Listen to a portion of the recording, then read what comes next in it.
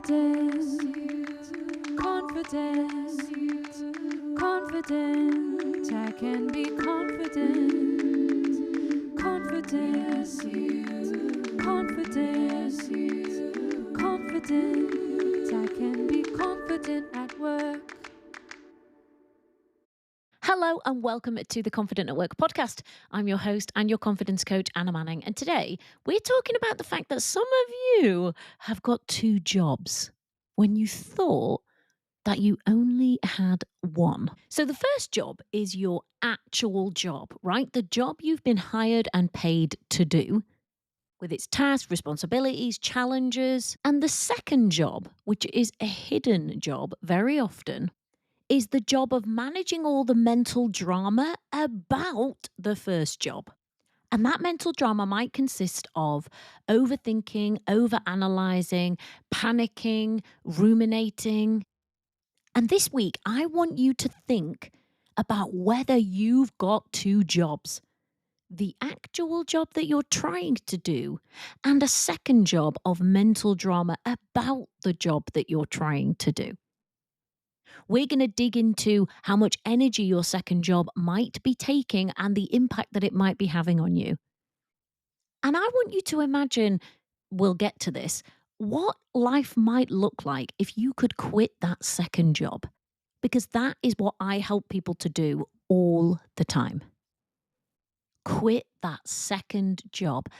The mental drama, the overthinking, the ruminating, the panicking about the job that they're trying to do, which leaves them to be able to just get on with the job that they're trying to do, which, if you're anything like most people, probably presents challenges enough without adding a second job on top.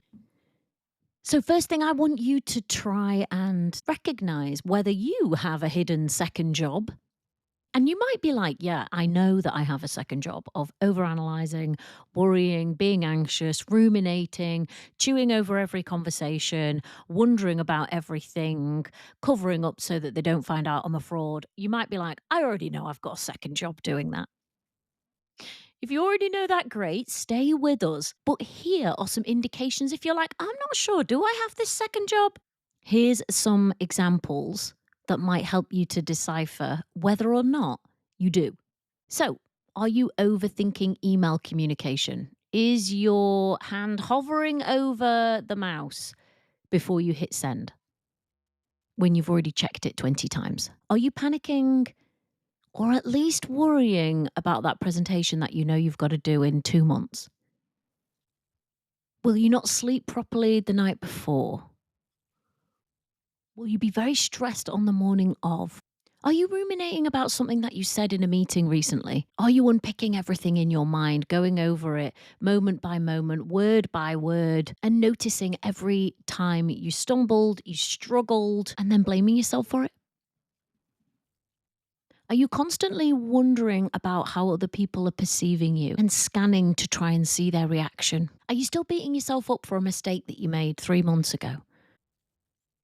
Are you going over everything in your head after work, but really only noticing the stuff that went badly and kind of ignoring the stuff that actually did go well? These are all indicators that you have this hidden second job. And as you can imagine, that second job is draining your energy and making your life harder than it needs to be. And I'm going to give you some examples of real clients that I've worked with throughout this episode because they talk about this issue. They talk about their realization that they had a second job and that their day was so much harder because of it. Not only was it eroding their confidence, but it was eroding their productivity, their efficiency, their ability to make decisions, the hours that they were working. So here's what Emma said, and she was talking about the coaching that we did together. It's made me realize how much harder my working day was just because of my own thoughts, self-doubts, and being my own worst critic. Being given the space and opportunity to properly understand what was going on inside my mind and the tools to deal with it has made a huge impact on how I approach new, challenging, or confronting tasks. And I can't recommend it highly enough. Emma realized that she had a second job, dealing with her own thoughts, doubts, and criticisms. And as if her job wasn't hard enough already. Man, it was. But a solution I often see, which people and maybe you are trying, is working harder. And I don't think that working harder is the solution to this problem of having this second job, of all the mental drama about the first job. It's a common response, but it's ineffective for a number of reasons. And if you're using this solution, you might be doing things like working longer hours to keep up, to make it up, becoming hyper efficient and trying to kind of manage your time, your diary, your schedule, and really trying to schedule in both of your jobs. Time for the actual job and time for the mental work, which goes alongside. And that might work in terms of getting the work done, getting things over the line. It's likely that your employer isn't really going to notice that this problem exists, that you have a second job, because you are employing this solution of working harder, working more in order to get done what you need to get done, in order to get things over the line. However, ultimately, these strategies don't solve the problem. They don't solve the fact that you have a second job or help you to reduce or remove the second job, so all the mental drama. They just allow more time for that second job alongside the first. And of course, if you keep going in that way, if you have to keep overworking, overanalyzing, over preparing, working longer hours to add in this second job alongside the first one, it can lead to exhaustion. It can lead to burnout. It can lead to you not really enjoying the job that you actually enjoyed very much. It can lead to you waking up at 3 a.m. It can lead to you never really closing off, even when you close your laptop. And the funny thing is, sometimes when I talk about this with clients, I ask them, what's more exhausting, the actual job, the actual work of the job, or the worrying, ruminating, etc. about the job? I don't know why it always surprises me, but to this day, the answer's always been the same. They tell me, and without hesitation, it's the mental drama about the job which is more exhausting than the actual job. And I always think that's quite something, especially if I'm looking at or working with a person who I know, and this is most of my clients, are working really hard and doing a really good job. And they might be, from all this mental drama that they've got going on top of the things that they have to do, exhausted. And maybe even getting to the point where they're like, what is the point? So that solution that you might have employed in best efforts, right? In order to carry on doing the good job that you're doing, in order to be efficient and turn out the work that you need to do, you have to add in more time, more energy, more of your resources when you've got this hidden second job happening. And my clients, they're so committed to the work they do, to the job they do, to the clients that they have, that they're still there doing all of that. They're still there getting good feedback. They're still there being present for their team. They're still there being responsive to clients. They're still wearing all the other hats that they're also asked to wear within their organizations. It shows a real level of commitment and a real level of drive, but it's tiring. Sometimes it's exhausting. So what can be done? Well, because it's the end of 2024 or nearing the end of 2024, my attention's turned to 2025. What will happen in 2025? How will I support people in 2025? What's the kinds of things that I'm going to be doing with Confident at Work? And this is one of the things that I really am committed to continuing and to doing even louder and even prouder than before, is to set you up for success by helping you figure out how to quit this second job. And I want to encourage you to dream a little along with me about what life without this second job could look like, what work could feel like without the second job of all of the mental drama about the job that you're trying to do. This is what one client said. I've never felt particularly comfortable in myself or confident, and I use various masks to cover this. Through my coaching journey, I've learned so much about myself and I've learned to be more comfortable with myself. And now I spend a lot less time in my own head worrying. I feel a lot happier personally and professionally as a result. And other people have noticed the changes in me too. My husband, my colleagues, my line manager, and me are all loving the change in me. And I want to suggest that if you have a second job, like this client did, of worrying about the job, that this is possible for you too. Even if this has been your entire career, if you are good at your job, if you have the knowledge and expertise to back up where you are, if you know deep down there is a reason why you are where you are, you do not need to have a second job of worrying, fretting, ruminating, over preparing, and panicking on top of the good job that you are already doing. And let's imagine for a second that in 2025, you actually quit that job. Quit. You resign. You hand in your notice and you resign. And interestingly, most notice periods are 3 months. And I work with people for 3 months. And in that time, they hand in their notice, they work their notice, and then they're gone. So let's see what work life specifically, could be like for you without a second job.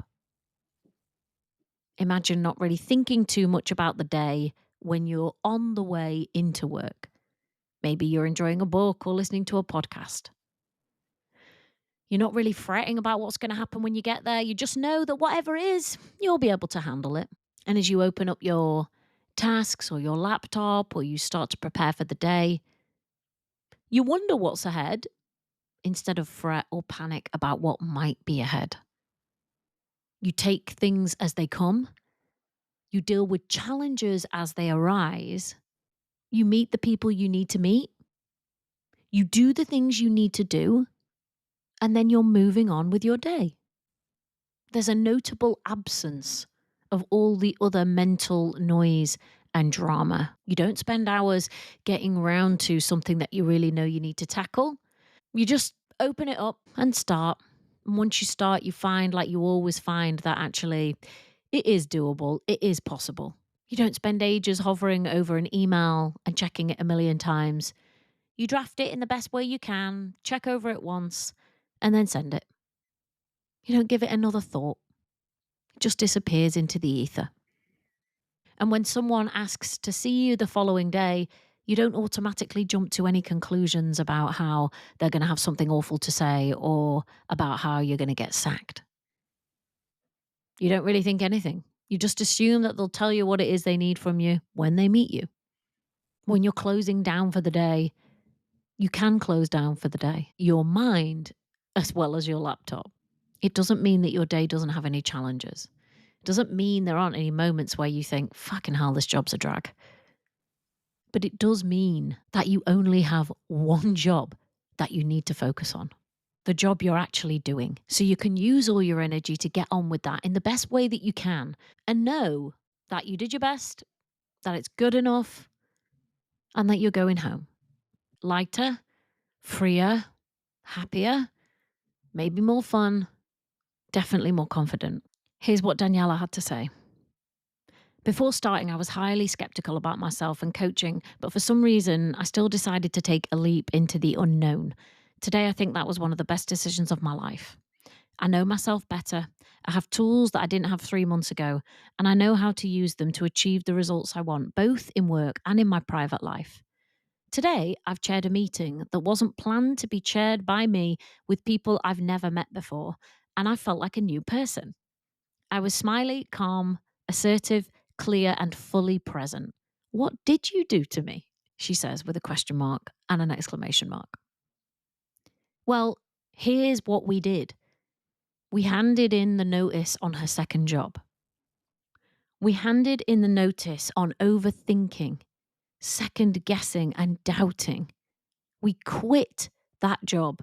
And when she quit that job, what happened when she was asked to chair a meeting with loads of people that she didn't know. She was smiley, calm, assertive, clear, and fully present. So I wonder what you could do if you quit that second job. If you decided that in 2025, it's time to hand in your notice, finally, that second job that you might have been doing for months or even years. Believe me, it is possible. It might take a bit of work. You may have to work a notice period, but you can do it. Here's what another client had to say. At work, I've struggled with the fear of speaking up and sharing ideas and engaging in conversations and meeting. A fear of being judged as incompetent. And that would keep me in my safe zone, affect my performance and productivity, and the potential to further improvements. Within weeks of starting work with Anna, I noticed a difference in my behaviour. The fear was not so pronounced. I was becoming assertive, questioning and contributing to meetings. From then on, my confidence was growing fast. She realised she had a second job, a fear of being found to be incompetent, and it had weaved its way through everything. Speaking up, sharing ideas, a fear of engaging in conversations, a fear of contributing in meetings, fear of challenge. But once she saw that she had a second job, she handed in a notice, we worked the notice period, she quit. And if you decide you want to quit your second job in 2025, I can help. Click the link in the show notes and book a call now. It's free. We'll go over all of your challenges and we'll set a vision for how life could look if you quit that second mental drama job in 2025. I'll tell you the work that we need to do in order to get you there, and you can decide whether or not you want to do it. All right. I will see you in next week's episode. Bye. Confident, confident, confident. I can be confident, confident, confident, confident.